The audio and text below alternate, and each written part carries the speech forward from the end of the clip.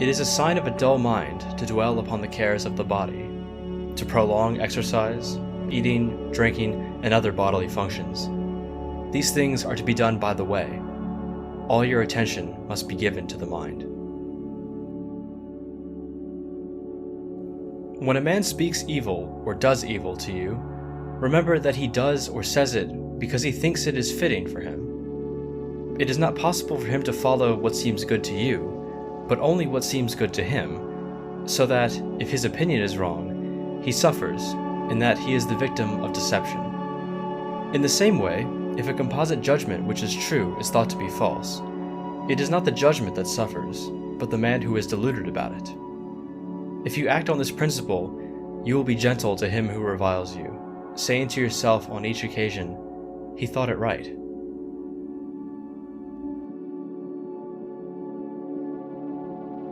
Everything has two handles, one by which you can carry it, the other by which you cannot. If your brother wrongs you, do not take it by that handle, the handle of his wrong, for you cannot carry it by that, but rather by the other handle, that he is a brother, brought up with you, and then you will take it by the handle that you can carry by.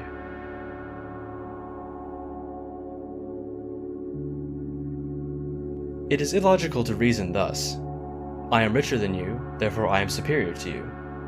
I am more eloquent than you, therefore I am superior to you. It is more logical to reason: I am richer than you, therefore my property is superior to yours.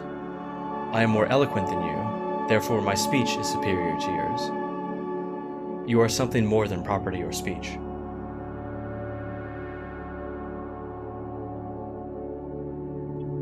If a man wash quickly, do not say that he washes badly, but that he washes quickly. If a man drank much wine, do not say that he drinks badly, but that he drinks much. For till you have decided what judgment prompts him, how do you know that he acts badly? If you do as I say, you will assent to your apprehensive impressions and to none other.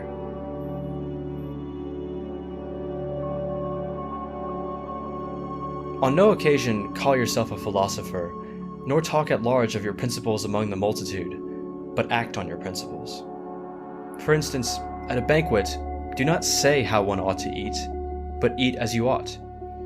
Remember that Socrates had so completely got rid of the thought of display that when men came and wanted an introduction to philosophers, he took them to be introduced. So patient of neglect was he. And if a discussion arise among the multitude on some principle, keep silent for the most part, for you are in great danger of blurting out some undigested thought. And when someone says to you, "You know nothing," and you do not let it provoke you, then know that you are really on the right road. For sheep do not bring grass to their shepherds and show them how much they have eaten, but they digest their fodder and then produce it in the form of wool and milk. Do the same yourself. Instead of displaying your principles to the multitude, show them the results of the principles you have digested. When you have adopted the simple life, do not pride yourself upon it, and if you are a water drinker, do not say on every occasion, "I am a water drinker." And if you ever want to train laboriously, keep it to yourself and do not make a show of it. Do not embrace statues. If you are very thirsty, take a good draught of cold water and rinse your mouth and tell no one.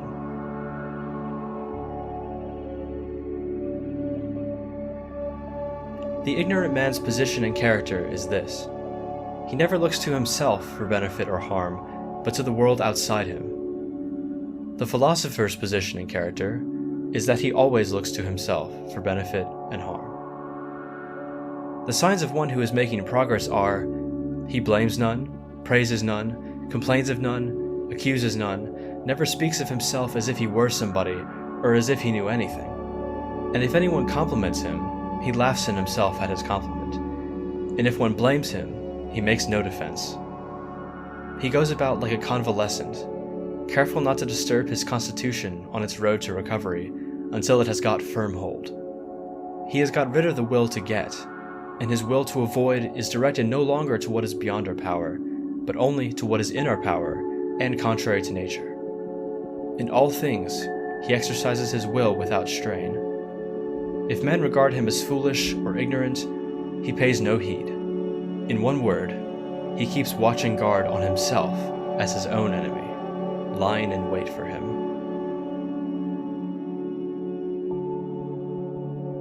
When a man prides himself on being able to understand and interpret the books of Chrysippus, say to yourself, if Chrysippus had not written obscurely, this man would have had nothing on which to pride himself.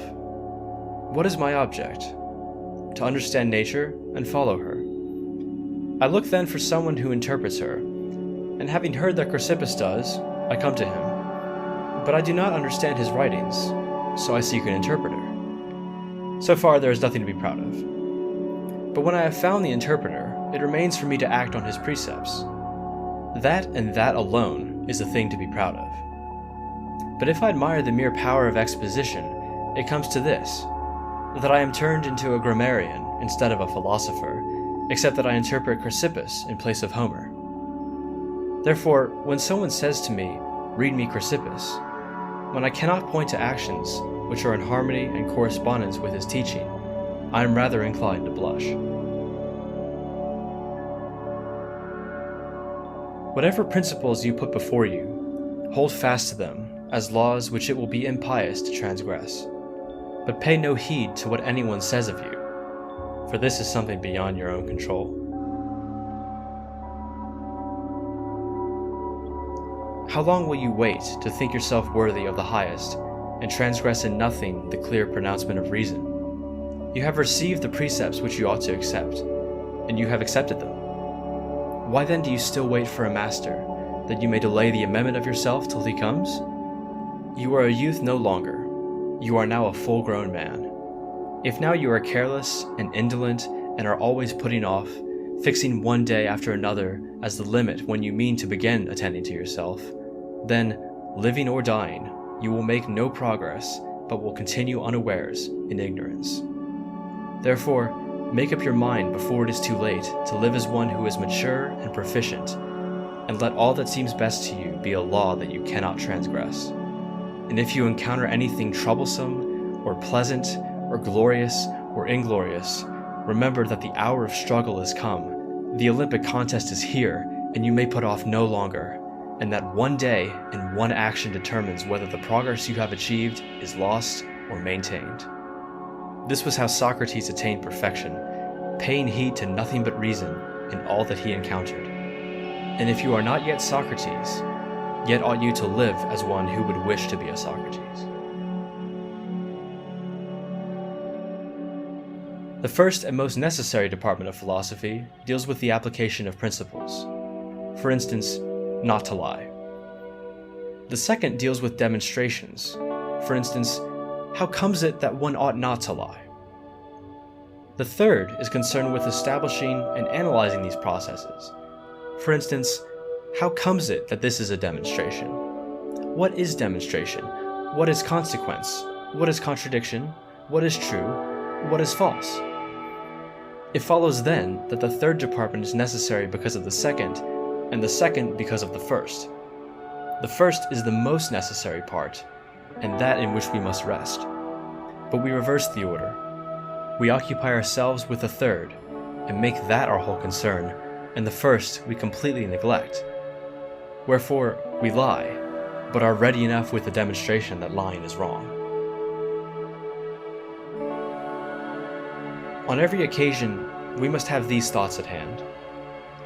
Lead me, O Zeus, and lead me, destiny, whither ordained it is by your decree.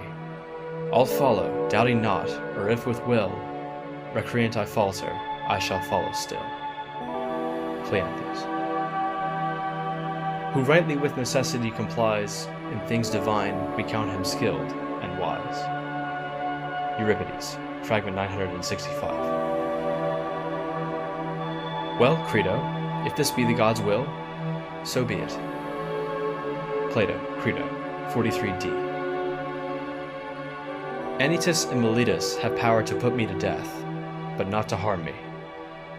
Plato, Apology, 30c.